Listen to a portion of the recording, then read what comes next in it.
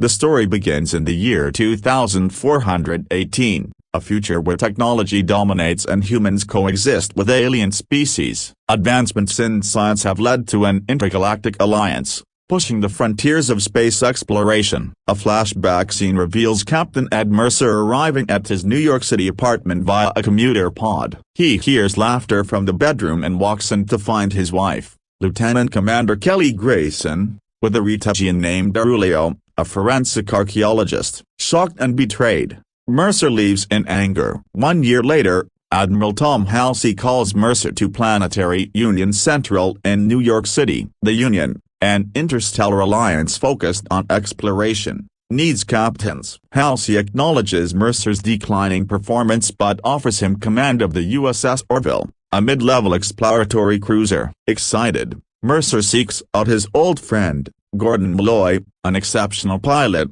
to join him as helmsman. Together, they travel to the Union dockyard orbiting Earth, where the Orville awaits. Once on board, Mercer meets his crew, Chief of Security Alarkit, a Zelan with immense strength due to her planet's gravity navigator John Lamar, a skilled human officer Second Officer Bortus, a Motlin from an all-male species Chief Medical Officer Claire Finn and Isaac, a Kalon science officer from an artificial intelligence species.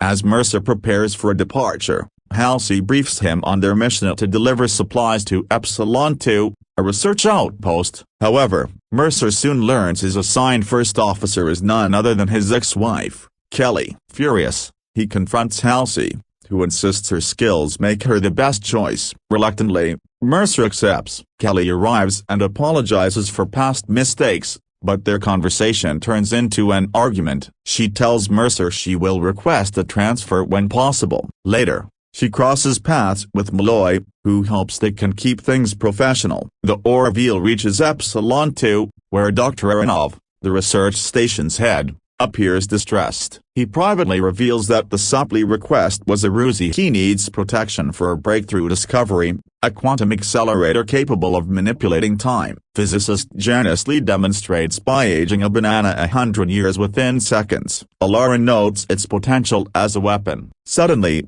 a Krill spy, Derek Ashton, reveals himself, demanding the device. Krill soldiers storm the station, forcing Mercer's team to flee with the accelerator. As they escape, Krill forces pursue them. Aboard the Orville, Bortus provides cover fire. Mercer accelerates the shuttle sharply, sending a Krill soldier tumbling. With their ship damaged, the Orville faces a Krill warship demanding the accelerator. Kelly devises a plan of placing a redwood seed inside the device and sending it to the Krill. When activated, the seed rapidly grows into a massive tree, destroying their ship. Impressed by Kelly's ingenuity, Mercer asks her to stay. Kelly later visits Halsey, thanking him for the opportunity. She also reveals she lobbied for Mercer's promotion, believing in his potential. Meanwhile, Bortus requests leave to brood his egg with his mate, Claudine. Mercer grants permission. Shortly after, the Orville responds to a distress signal from the ship Lariat, attacked by the Krill. The captain reports they are stranded but alive. Shocked, Mercer learns his parents are on board. He and Kelly rush to their aid, but upon entering the ship, it vanishes. It was an illusion. Back on the Orville, Alara leads efforts to locate them. Isaac traces their signal to a Kalivan world. Admiral Tucker warns against interfering, as the Kalivan view other species as inferior. Mercer and Kelly awaken in a replica of their former apartment, discovering they are captives in a Kalivan zoo.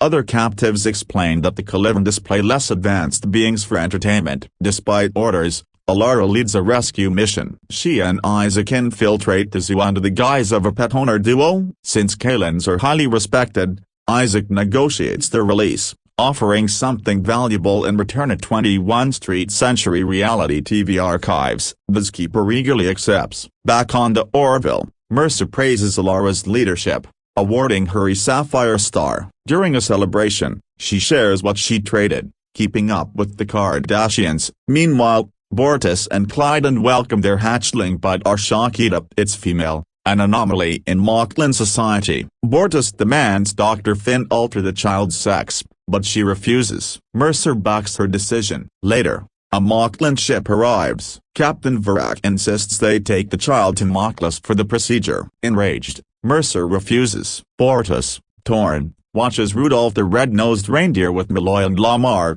realizing differences should be celebrated. He tells Clyden he wants to raise their child as a female, but Clyden, revealing he was born female, argues she won't fit into their culture. The couple fights. Varak confronts Mercer and Kelly, demanding the child. Bortus requests a tribunal, choosing Kelly as his advocate. On Moclus, Advocate Kagas argues that the child will suffer as an outcast. Kelly counters by calling Alara as proof that females can be strong. She also quizzes Malloy on history, showcasing that intelligence isn't exclusive to males. Meanwhile, Mercer secretly investigates and discovers a hidden female Moclan. She testifies as Havina, raised in isolation, and quotes famed Moclan writer Goddess Selden. Kagas ridicules her, but Havina stuns the court by revealing she is Ganda Selden. The revelation shakes the tribunal, but ultimately, they rule in favor of altering the child's sex. Devastated,